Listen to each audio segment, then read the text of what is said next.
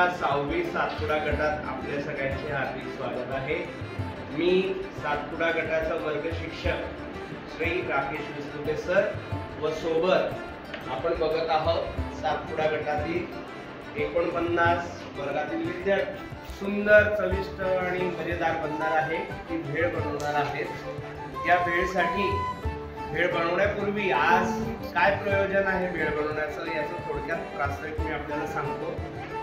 आमच्या गटातील विद्यार्थ्यांनी वर्षभरात अनेक वेगवेगळ्या उपक्रमांमध्ये स्पर्धांमध्ये वेगवेगळ्या सामाजिक कार्यक्रमांमध्ये सहभाग नोंदवला आणि अशा सहभाग नोंदवत असताना त्या ठिकाणी विविध ठिकाणी विद्यार्थ्यांचं कौतुक झालं, त्यांना बक्षिसं मिळाली आहेत।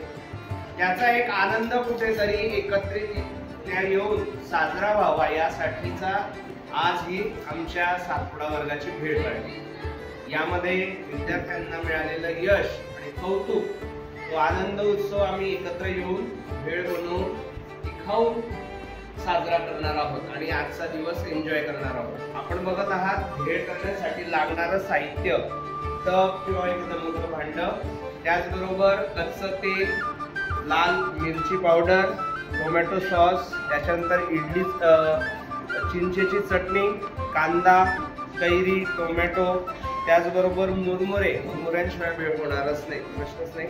त्यानंतर फरसाण, त्यानंतर एक तिखट शेव, बारीक साधी शेव यासाठी वापरणार आहोत आणि भेळ अधिक टेस्टी होण्यासाठी याच्यावर